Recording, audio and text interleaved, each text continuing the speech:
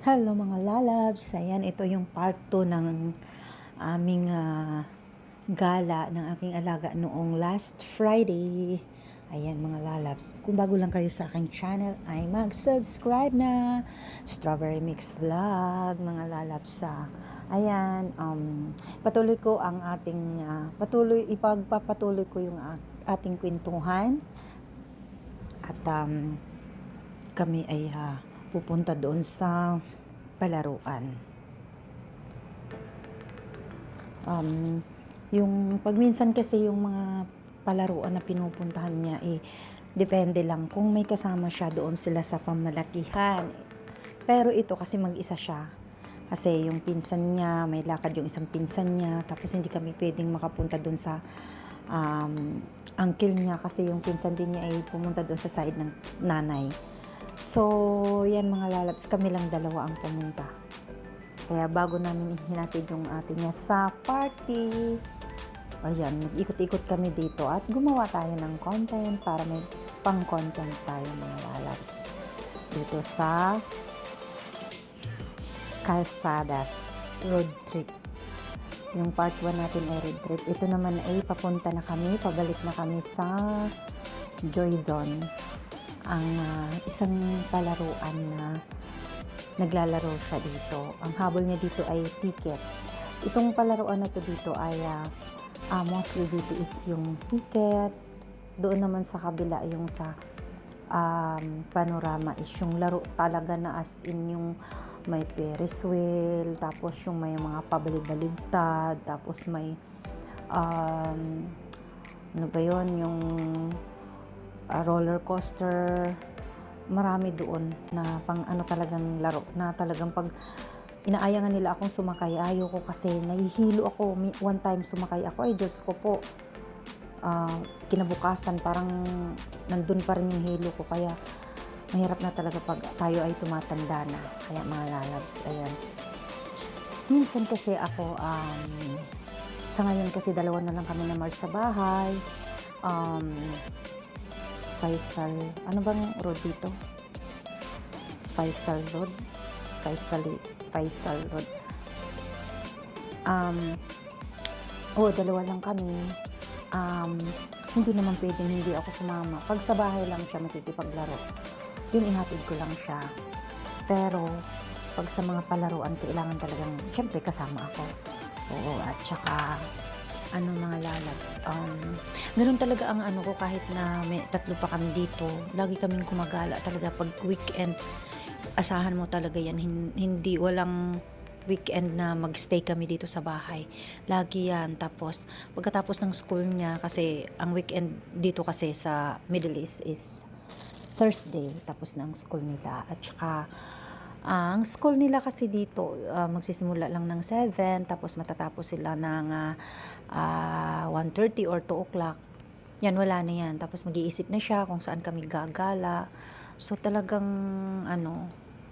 wala ka talagang tapos ayun, at ngayon nga pupunta nga kami dito sa Joy Zone. So ang purpose niya dito is yung kukuha ng ticket, tapos pag naglalaro sa mga larong may ticket is ipapalit din niya yung ng mga laruan. Mga lalabs, alam mo, pag itong sa kalsada, pag pero pag may katabi yung sasakyan na mga truck, natatakot ako kahit sa Pinas pa man, kasi nakita ko dati sa Pinas, papunta kami ng Baguio noon, na disgrasya yung malaking truck. Oo, sa tubig, ano yata yun ano ba yun, sa malaking truck na siya, na tumba siya doon sa kotse. Naku, yupi talaga, patay. Kaya talagang tayo kasi pag meron tayong mga encounter na mga ganon, talagang hindi talaga, natatakot ako, nanginginig ako pag ganon. Tapos yung mga motor na mga nadidisgrasya, naalala ko rin yung aking nanay.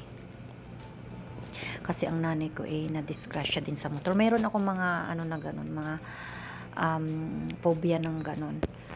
Ayan, at saka pag Thursday, kahit saan, traffic. Ayan, traffic ko. Tapos nagkaanuhan pa. voice over tayo kasi nagkaanuhan pa yung, ayan o, tingnan mo, ayan mga lalabs. So, yan malaking sasakyan to, o, umiikot dito sa side namin. Natatakot ako sa pag ganyan.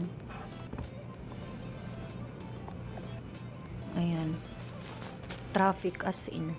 Nagkaanuhan pa yung ate ng alaga ko tsaka yung driver kasi nagbigay siya ng location. Tapos ngayon, kahit nagbigay siya ng location, sige pa rin siyang turo na kanan, kaliwa. Sabi, tapos nag-argue sila, sabi ng driver namin, anong saysay ng binigay mo sa akin na location, na ang ingay-ingay mo diyan. Tinuturuan mo ko, alam ko namang tumingin, kaya ka nga nag-send ng location kasi kasi ang ano dito mga lalabs, ang location, syempre pag Arabic ang ibibigay nila na location, kung ano, pero pwede mo naman ma-change sa English ang ano, pag English ka, English din ang ano, dito Arabic siya, wala kasing English yung driver namin, hindi siya marunong mag-English, so Arabic. Ayan o, ayan siya o, ang tapang kaya nito. Nako, pag sumakay na ako dito sa ano, hindi tahimik lang ako pag sumasagot lang ako sa kanya pag tinatanong niya ako, kasi ano lang siya, reliever lang siya kasi yung driver namin umuwi dahil namatay yung tatay niya. Yung driver namin taga Yemen. Tapos yan, ano lang siya, yung reliever lang tong driver na ito, napaka tapang. Pag yung halimbawa aalis kami, na itong bata kasi pag minsan, mama gusto kong bumili sa tindahan, ganyan. Tapos pag yung natutulog kasi siya pag tanghali, pag ginigising, kwento lang ako sa inyo mga lalabsa kasi boring naman kung ano, nasa ano tayo. Ginigising ko siya, sabi ko Rafik kasi ang pangalan niya, Rafik, sabi ko ganun, punta tayo sa ano daw ng bata kasi may bibilin siya, sabi niya ganyan hindi siya pag hindi siya umiimik. Tapos mamaya, pag hindi daw siya umiimik, ibig sabihin nagdadasal daw siya kasi religious kasi siya Muslim. Pag sumagot daw siya, ibig sabihin alamin ko daw yung oras kasi dito ang oras dito 6 times sila nagdadasal ata. Pag ganyan daw, wag ko raw tawagan siya kasi nagdadasal siya. Ayun, tapos yung parang nire-remind niya, kahit sa mga amo namin nire-remind niya, alam naman ninyo na hindi tayo magdadasal talaga ako, gumaganyan siya. Oo, tapos pag sumasakay ako, hindi na lang ako umiimik na lang ako pag may tinatanong siya. Oo, kasi yung mga driver talagang iba, mga sila, mga stricto na nakikisama na lang din kami kaysa walang driver, kasi pag walang driver dito mga lalabs, tapos nangihiram kami, nakakapagod. Halimbawang walang driver, tapos hihiramin namin yung driver ng pinsan ng naranasan na namin noon, nangihiram kami ng driver, tapos iikot kami kasi syempre ang talagang kukunin niya una is yung alaga nila, sumunod sa amin mga lalabs. Kaya yun talaga ang buhay ng OFW, talagang tiyaga.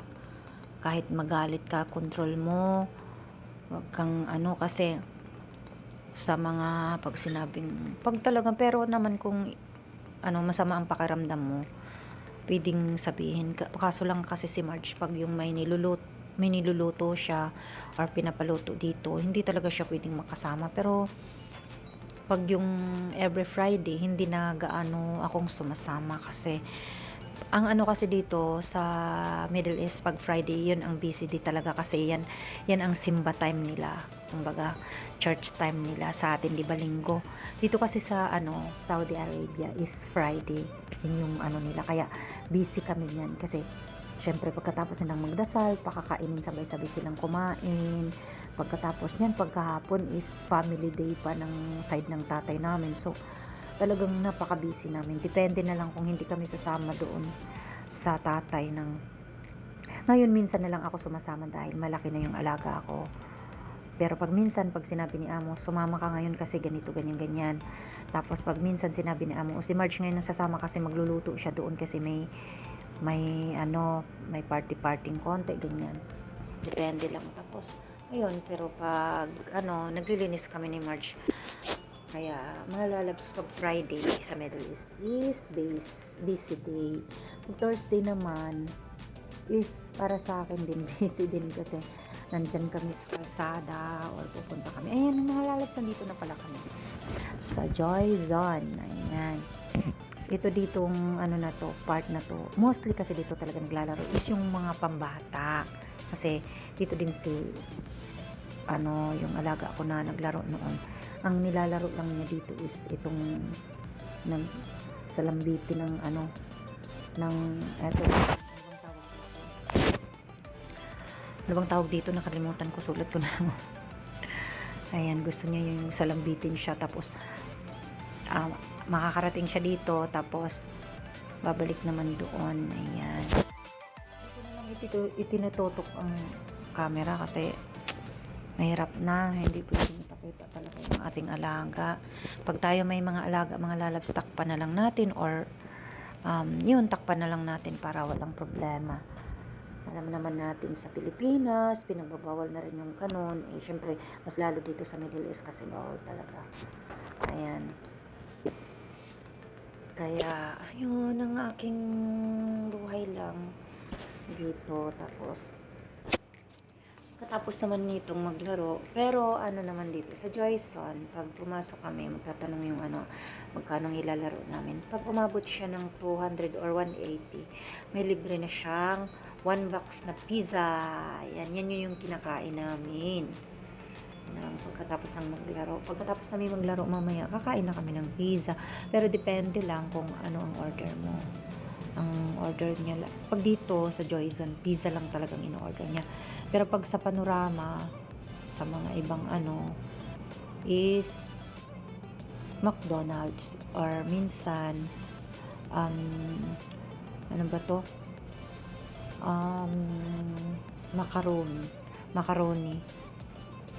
Macaroni, pasta. Oo, ang sarap kasi ng pasta dito sa La Pasta. La Pasta din yung pangalan ng sarap. Ayan. As usual, gumagawa si Stro ng content para may pang-content natin. Pero, yun nga, hindi na nga talaga pwede ang mais music kasi makaka-copyright tayo as talagang ayan, sumakay na kami dito ito, pinilit niya ako kasi wala siyang kasama. Oo, dito sa bump. Ayan. Pero pag dinadrive niya kasi nahihilo ako. Mga lalabs, nahihilo talaga ako. Ayan, kakain na kami ng pizza, ng margarita pizza. Kakain na kami. Baliktad pa ang aking pagkalagay ng pag-edit ng aking pizza. Ayan ang mga lalabs, ang aking